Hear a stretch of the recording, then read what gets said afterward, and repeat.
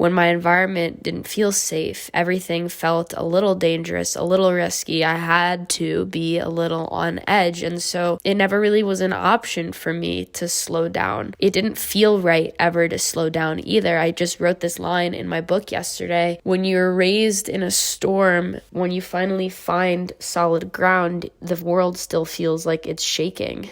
I know what you're going to say. So let me beat you to the punchline, okay?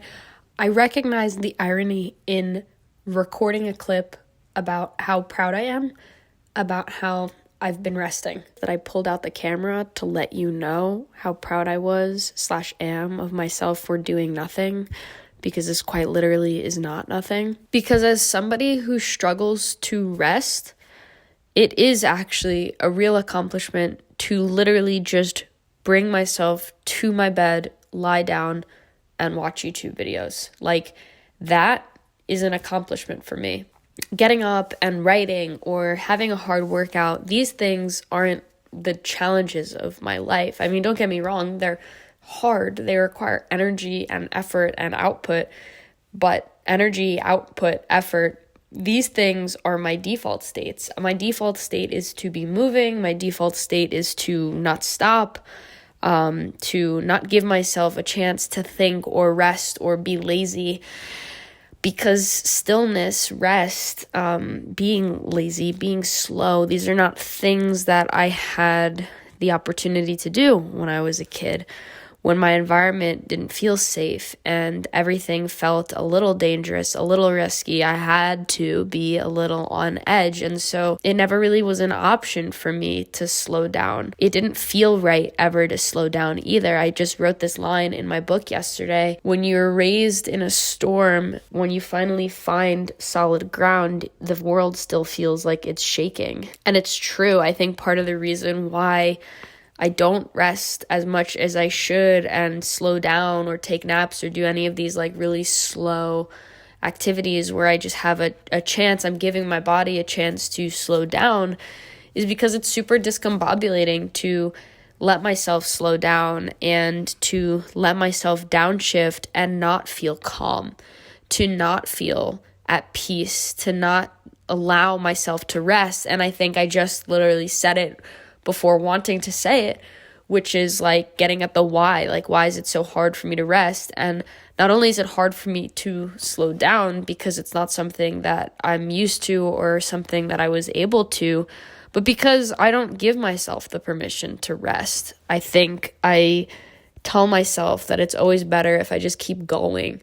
And that's part of the reason why I think I struggle with my diet and my stress overall and my mood, because like the answer sometimes really is to just like take a nap or lay down. It's a late afternoon on a Sunday. I've had like the busiest day, fun busy, good busy, but busy nonetheless, like just constant movement.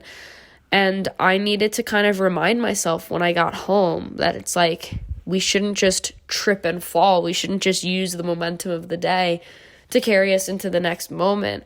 I felt a little guilty, even though I had spent like an hour in the park on the phone with my friend and relaxing and enjoying the weather and listening to music. I felt guilty to come home and not immediately go outside and skateboard or go for another walk or bring my book to the park and read or get another coffee from the gas station and go outside again. Like, I needed to remind myself, like, hey, Ari, we've had a really busy day.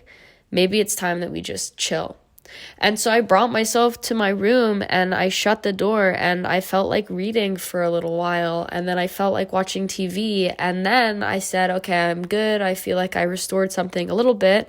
And then I came here and I started to record this clip to show you that I don't know what to show you exactly. To be honest with you, I think I'm making this video just for me, to acknowledge the fact that I'm proud of the fact that I let myself rest. And when I was laying down on my bed just now, I kind of smiled to myself and zoned out. And I thought, there's going to be a day when I look back on this moment and almost laugh, not at myself, but like laugh to myself and be like, wow, remember those years when you couldn't slow down at all?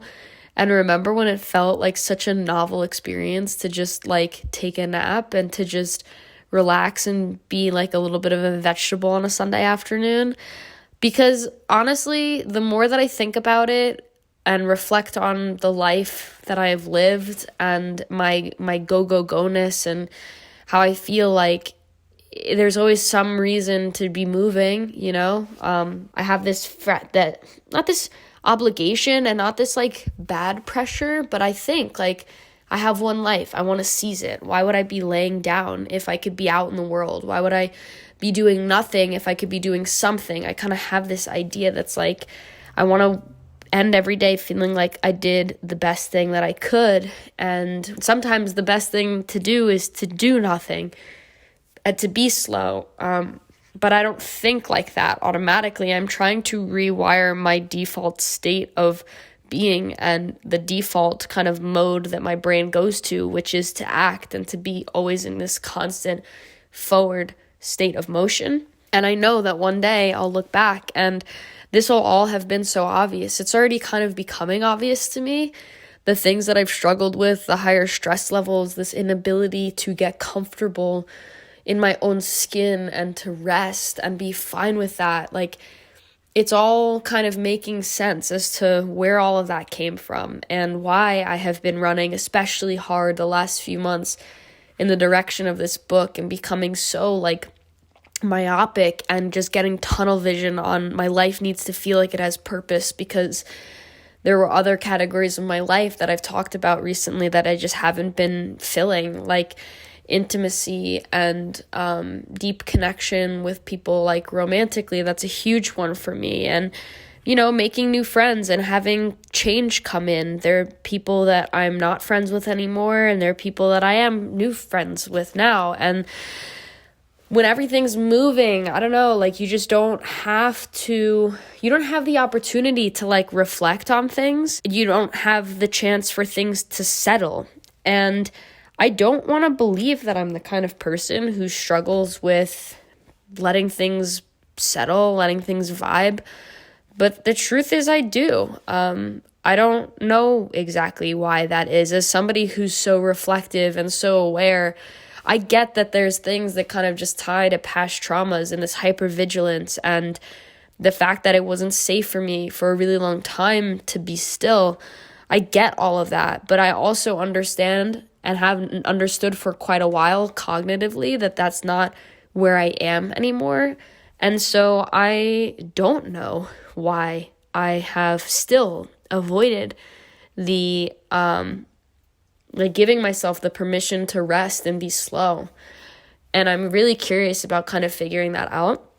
I just know that in 5 years, probably less than that, maybe in like a few months even, this will be like my version of when I started the taking myself on the solo date once a month thing back in the beginning of 2022. And then 6 months later, I was like, oh my God, I can't believe there was a time when I wasn't willing to do this for myself.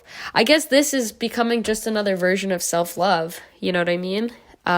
It's another example, I think, of how I'm going to wake up and be like, oh, that was such a no-brainer. Of course you weren't resting. Like, I tell people in my life that this is what I'm struggling with now. And they're like, yeah, obviously I could have told you that you were going to run yourself into the ground and burn out. And I was like, well, I refused to accept that or admit that as a possibility until it happened to me. But yeah, I don't know. Maybe now the real goal, this is the real goal. The real goal is to learn how to just rest and give myself the permission to rest. But I think giving myself the permission to rest is just another example of learning self-love. Except this time it's not going to be like self-love light and the version of self-love that has me on my like kind of proverbial training wheels. That is, I think, the example of getting to a place where I was willing to like buy expensive lattes for myself, which was important. Like, don't get me wrong. I needed to start there. I needed to learn how to do that, how to spend money on myself and feel like I deserved to treat myself, and that was something that I could receive, ultimately receiving it by being willing to give it to myself. I needed to learn that, but I also am recognizing now that I thought that I graduated. Like, I thought that I learned how to love myself, but I really just learned how to love myself in one important, albeit important, but still narrow way. This materialistic way where I think I'm going to buy myself the feeling of love. I'm going to buy myself something that I'm craving. I'm going to buy myself the shirt that I don't need but want. I'm going to buy myself the latte that is unnecessarily expensive because it's going to bring me a sense of joy. And then I did that and I thought that I had done it all. I thought that I had done enough, but I just achieved this ability to materialistically love myself. And now I'm really way more deeply emotionally trying to learn how to love myself by giving myself something that I recognize I need, I can give to myself, and should give to myself. And the more that I'm starting to do this now, the calmer I'm being, the happier I'm being, the more full of a life I am living, the more energy and joy I have. And that's kind of sustaining me in this interesting way where I'm doing less, but I feel like I'm doing more. And I know that that's kind of paradoxical. Just like it's paradoxical to sit down and record a video about how happy I am that I'm not doing something productive. Wink, wink. I recognize the paradox in that, but it's an insight that is really valuable and eye-opening to me. That maybe on a day where I'm not allowing myself to lay down on the bed and rest and read and be filled with energy that's kind of like draining or dipping into my reserves, I would have gone outside and gone for another walk or listened to another podcast or just texted somebody else. But it's just like there's this state of mind that's not super healthy for me when I approach the world in this, like, there's always something else to be doing mindset. It means that I'm never having enough in the present moment. And it's going to lead me to feeling like I always have to be chasing something else. Even if I'm chasing something in here, like writing my book or journaling or whatever, I don't necessarily need to be chasing something outside in the world. But there is this feeling of I'm missing something and I'm seeking for it. I'm getting after it. I'm going for something else. It means that whatever I'm moving toward is not within me, or is not something that I am able to access in this present moment right now. And I know there's going to be a day where I feel whole and enough and full of love just as I am. The day where I don't self-sabotage myself like I literally just wanted to when I finished my rest period and was craving brownies. And I was like, you're not actually hungry.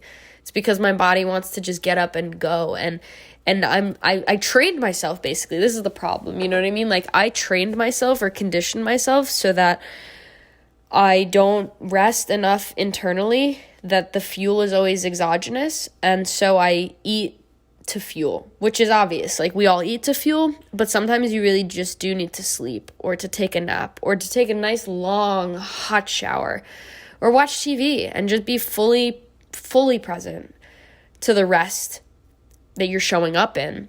But I don't show up in those moments. And I'm watching all the patterns unfold for me right now. And I think as long as I can keep communicating this to my friends and be honest with myself, then I am going to continue to do exactly what I'm supposed to do or not do, and be exactly who I am supposed to be, which is not any new, higher, and best case version of myself, but just to be who I am right now. Because there's a version of myself that I am in right now, and I'm learning her for the first time again. And that's slow and tender and beautiful, and I want to be with her right now as she unfolds and presents herself to me. So on that note, I'm going to stop the video here. I know it was a little rambly, but it's me, and it's real, and it's just how my brain is thinking right now. And despite everything I said, I am going to go for a walk now because it's beautiful outside. I don't need to avoid doing the things that make me feel good just because I don't know why. Yeah, I don't know. It's another unnecessary limiter. So yeah, on that note, I'm going to go spend time with myself and get to know her. And I love you. Thank you for being here. And I'll talk to you next week. Bye.